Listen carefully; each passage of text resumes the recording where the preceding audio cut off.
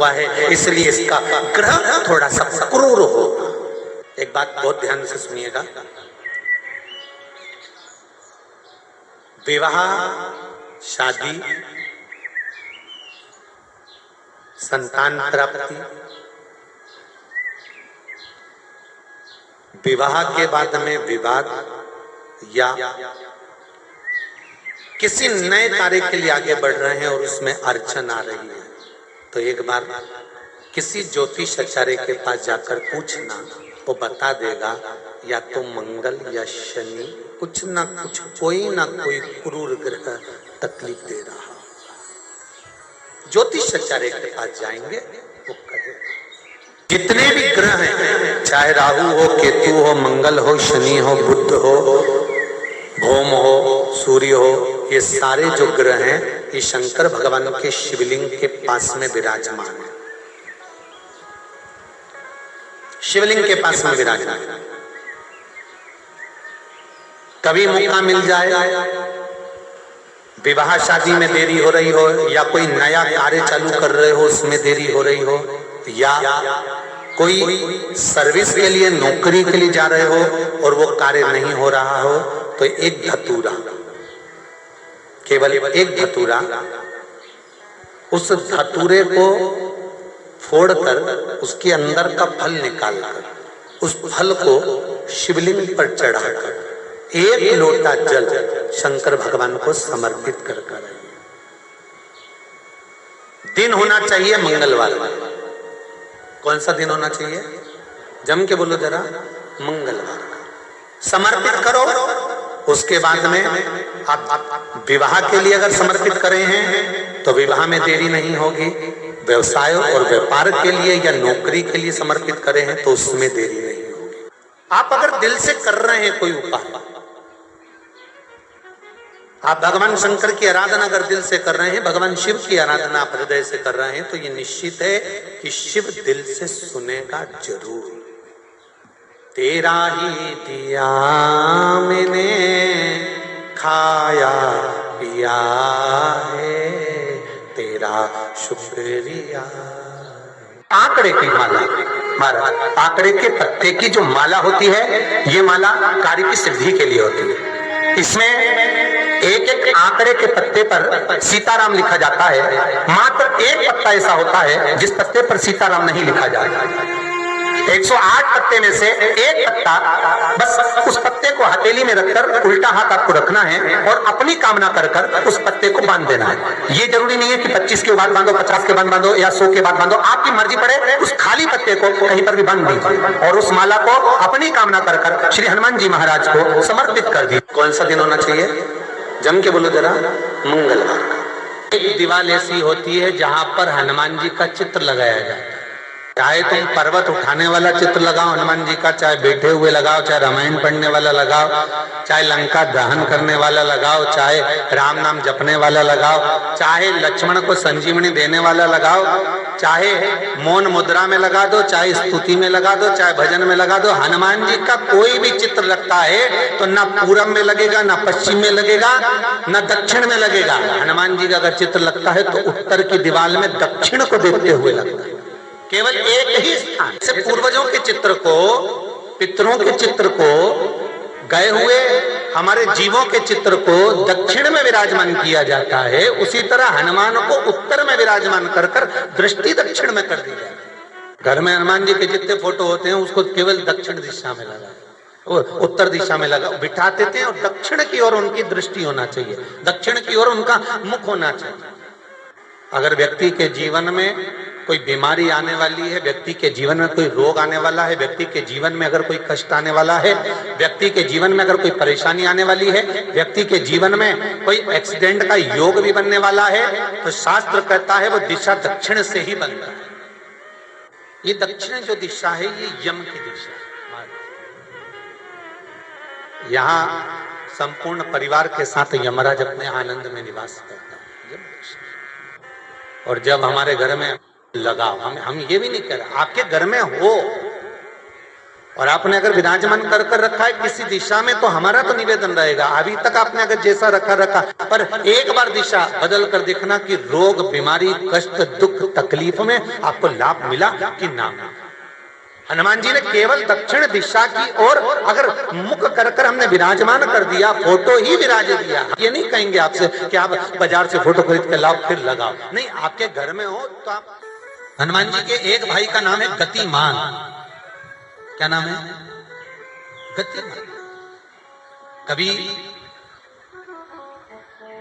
स्कंद पुराण अगर पढ़े तो रामेश्वर धाम की स्थापना में हनुमान जी का वर्णन पूरा है।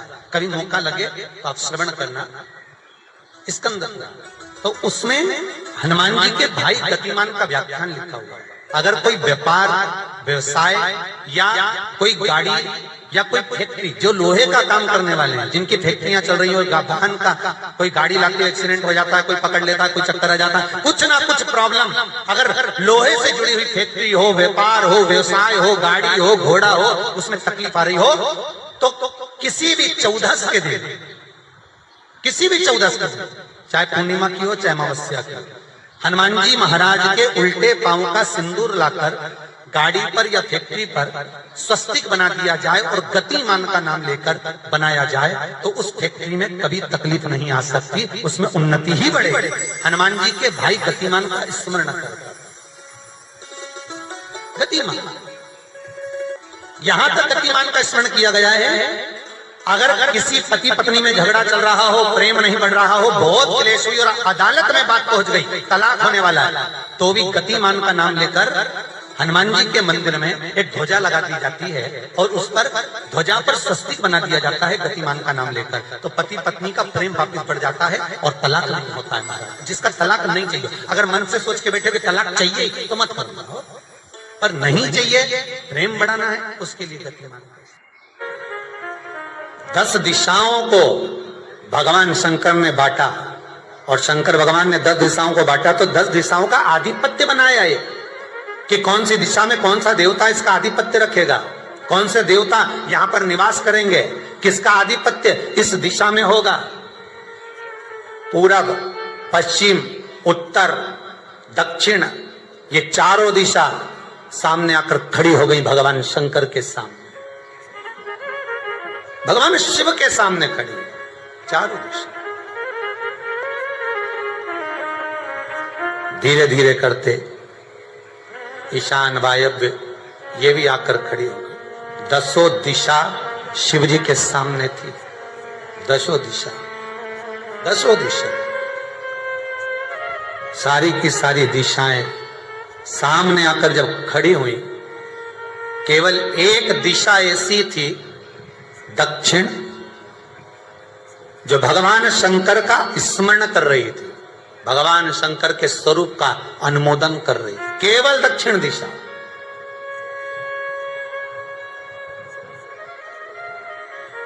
कई लोगों के मन में एक प्रश्न है, जीवन से होगा शायद, और जितने लोग टीवी पर सुन रहे हैं, मोबाइल पर सुन रहे हैं कथा को, यूट्यूब, फेसबुक पर, आपके भी मन में यह प्रश्न आया होगा, कभी जिंदगी में तो आया होगा कि शंकर जी की जलाधारी उत्तर में क्यों होती है।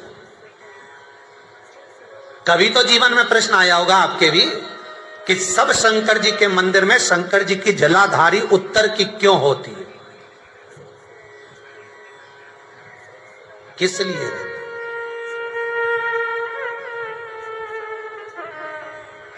महाराज, केवल एक दिशा ऐसी है दक्षिण, जो दिशा भगवान शंकर का गुणगान कर रही है, भगवान शंकर का स्मरण कर रही है। सारी दिशाएं आपस में चर्चा कर रही थी, दक्षिण दिशा शिव की आराधना कर रही थी, शंकर।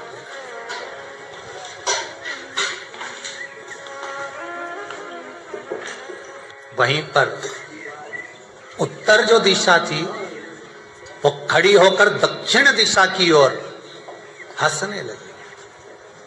सारी दिशाएं, होता है जब 10 फ्रेंड, 10 सहेलियां, सरल भाषा में समझिए इसको, 10 फ्रेंड, 10 सहेलियां एक जगह पर इकट्ठी हुई और एक सहेली अकेली बैठकर माला जपे, नाम जपे, या हैंडसेट मोबाइल चलाए, या फोन पर लगी रहे, या बात करे, तो जितनी जो सहेलियां होंगी ना, ठिठोली तो करेंगी ना।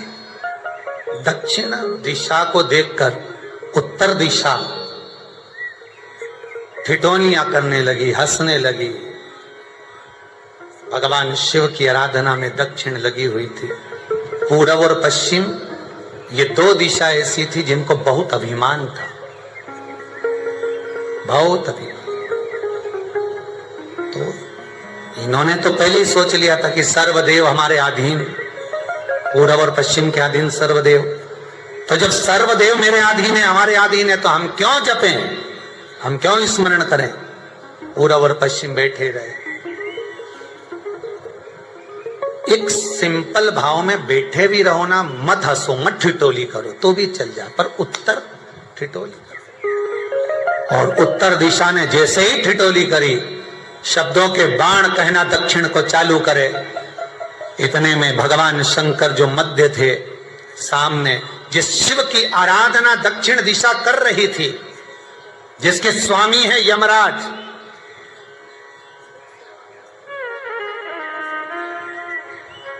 जब वो करी, दक्षिण दिशा ने एक बार हाथ जोड़कर कहा, उत्तर शांत रहिए, अगर मैं शिव आराधना कर रही हूं तो क्या दिक्कत है। उत्तर ने फिर कोई शब्द कहा। इतने में जिस शंकर की आराधना दक्षिण दिशा कर रही थी, शिव को क्रोध आ गया। और किसी की तप साधना में, भजन में, कीर्तन में अगर आप अड़चन उत्पन्न करते हो तो जो जब तप कर रहा है उसको कष्ट नहीं होगा, जिसका भजन कर रहा जा रहा है, जिसका नाम जपा जा रहा है, कष्ट उसको होगा। दक्षिण ने तो केवल एक बार मना कर दिया कि मत बोल, मत कर, पर उत्तर नहीं मानी। तब दक्षिण उसी समय पर मौन हो गई, आराधना में डूब गई। शंकर भगवान जैसे ही एक लिंग रूप में प्रकट हुए, भगवान का तेजपुंज इतना प्रबल था कि सामने उत्तर दिशा घातित होने लगी, चलने लगी। क्षमा मांगी उसने दक्षिण दिशा से, कृपा करो। तब दक्षिण ने जल का पात्र लेकर शंकर के शिवलिंग पर चढ़ाया। वो जल उत्तर की ओर गया। तब उत्तरा की ज्वलन ताप समाप्त हुआ। माता दक्षिण दिशा ने वर मांग लिया शंकर जी से, भोलेनाथ, आपने मेरी आज कामना पूर्ण करी, मेरी सखी को बचा दिया, कृपा करिए। शंकर भगवान ने कहा, सुनो दक्षिण दिशा, तुम्हारा पति यमराज तुम्हारे साथ में रहता है, तुम दक्षिण दिशा की मालकिन हो और यमराज तुम्हारे स्वामी है। पूरब, पश्चिम, उत्तर, ये तीन दिशा में जो शंकर की आराधना करेगा, शंकर कभी उसकी कामना पूर्ण नहीं करेगा। जो दक्षिण दिशा में बैठकर शिव का जलाधारी उत्तर की हो और दक्षिण दिशा में बैठकर यदि एक लोटा पानी भी चढ़ा देगा, शंकर उसकी कामना पूर्ण कर देगा। अब दिक्कत यहाँ अड़ी पड़ी एक है कि शंकर जी के मंदिर में भी पंडित जी पूजन कराने बैठते तो पूरब का मुंह करो, पश्चिम का मुंह करो, पर दक्षिण में नहीं करने, दक्षिण में बैठने नहीं दे। पर शिव महापुराण कहती है, गर्ग संहिता, लिंग पुराण, स्कंद पुराण कहती है कि शंकर की आराधना आप तीन दिशा में कहीं पर भी बैठकर करोगे, शिव स्वीकार नहीं करता। पर दक्षिण की ओर बैठकर एक लोटा पानी भी चढ़ाया है, शंकर स्वीकार कर लेता, शंकर उसको पा लेता। अब दिक्कत यह है कि कई लोग कहते हम तो पूजन करते, भगवान नहीं सुनता, तो दिशा देख ले पहले कौन सी बैठी थी। इतने दिनों से किस दिशा में मुंह रखकर पानी चढ़ाया, वो बता हमको पहले। शंकर जी ने नहीं सुना, थोड़ा बढ़ाई आवाज, गला का बड़ो। अगर शिव जी ने नहीं सुना आपका, तो क्यों नहीं सुना, कारण क्या है वो तो जानो पहले कि क्या कारण है। पानी चढ़ा रहे हो, मंदिर में बहुत भीड़ है, इधर खड़ी हो गई, उधर खड़ी हो गई, इधर खड़े हो गए, इधर खड़े हो गए। तो जो शास्त्र में दिशा कही गई है, शास्त्र में जो वर्णन किया गया है कि उत्तर की ओर भगवान का अगर जल जा रहा है तो दक्षिण की ओर बैठकर एक लोटा पानी भी चढ़ाया है, शंकर उसे स्वीकार कर लिया। शंकर हनुमान जी की परिक्रमा, भैरव की परिक्रमा, शंकर भगवान की परिक्रमा, शिव जी के जितने रुद्र अवतार हैं, शंकर भगवान के जितने अंश अवतार हैं, इन सब की परिक्रमा का भाव 3 परिक्रमा का। कितनी परिक्रमा? 3। काल भैरव, भैरव की परिक्रमा कितनी होती है? जम के बोलो 3। हनुमान जी की परिक्रमा कितनी होती है? 3। शंकर के जितने अवतार, मेरे भोलेनाथ के जितने रुद्र अवतार हैं, मेरे शिव के जितने अवतार हैं, मेरे शंकर के जितने अंश अवतार हैं, उनकी सबकी परिक्रमा 3 है। सबकी परिक्रमा 3। शिव परिक्रमा का भी भाव है, 3 परिक्रमा शंकर की भी है, पर पूरी नहीं। कैसी? आधी। आधी भी कैसी? प्रत्येक शंकर की परिक्रमा का स्मरण होना चाहिए आपको। ये समझे जरा, बहुत अच्छी तरह से आज कथा निकली है तो उसको समझ ले।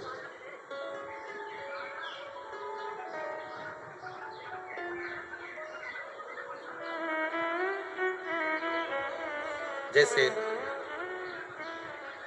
मंदिर के बीच में गर्भगृह में ये शिवलिंग रखा है, हम जब परिक्रमा चालू करते हैं तो यहां से यूं गए और यहीं से हम वापस आ गए, वापस हम यहीं से आ गए। शंकर की परिक्रमा पूर्ण कब मानी गई? आधी परिक्रमा को पूर्ण कब कहा गया? शिव की परिक्रमा को हम पूर्ण कैसे मान सकते हैं? हम कहते हैं, हमारे शास्त्र कहते हैं कि शंकर की 3 परिक्रमा करो, या भगवान की 3 परिक्रमा करो, या देवता की 3 परिक्रमा करो। परिक्रमा का फल कब मिलता? परिक्रमा का अंश फल कब मिलता? शिवलिंग जलाधारी मंदिर के बीचों बीच, जब मंदिर के बीचों बीच है, नंदी बाहर है, आपने परिक्रमा करना प्रारंभ करा, पूजन करने के बाद यहाँ तक गए, यहाँ से पानी बहता है, जल बहता है, तो हम इसको लांघते नहीं है। नहीं लांघते ना, इसको लांघते नहीं है। जब हम परिक्रमा करने के लिए यहाँ तक जब पहुँचते हैं, पहुँचने के बाद यहीं से थोड़ा सा पीछे हटकर हमको शंकर के शिवलिंग के वहीं से खड़े होकर नंदी का दर्शन करना चाहिए। जब हम परिक्रमा कर कर वापिस लौटते हैं, नंदी का इस शिवलिंग के सम्मुख से जब बाहर बैठे नंदी का हम दर्शन करते हैं और वापिस अपनी जगह पर आकर खड़े होते हैं, तब हमारी परिक्रमा एक पूरी मान ली जाती है और उसका फल हमें प्राप्त होता है। उस परिक्रमा का फल, हाँ, हमने शंकर भगवान की परिक्रमा करी, किसी ने कहा आदि परिक्रमा करो, हम यहाँ तक गए, यहाँ से लौटकर वापिस आ गए। उस परिक्रमा करते समय हमने नंदी का दर्शन एक बार भी नहीं करा। अगर नंदी का दर्शन नहीं करा तो उस परिक्रमा का कोई फल हमें प्राप्त नहीं हो सकता। उस परिक्रमा का कोई फल हमें प्राप्त नहीं हो सकता। अब 3 परिक्रमा हमारा वर्णन किया, तो 3 परिक्रमा क्या करोगे? यहां वापिस आओगे, यहां वापिस जाओगे क्या? बोलो जम के, वापिस जाओगे क्या? नहीं। 3 परिक्रमा शंकर भगवान की जो वर्णन करी गई, यहां से चले, यहां पहुंचे, पहुंचने के बाद आपने यहां शिव जी का शिवलिंग के वहीं से नंदी का दर्शन करा, फिर वापिस पलटे, फिर नंदी का दर्शन करा, फिर पलटे, फिर नंदी का दर्शन करा। यहाँ खड़े होकर आप जब 3 बार नंदी का दर्शन कर लेते हो, एक ही परिक्रमा में 3 बार नंदी का दर्शन कर लेते हो, तो 3 परिक्रमा का फल प्राप्त हो जाता है और हमारा वो कार्य सफल हो जाता है। 3 परिक्रमा का।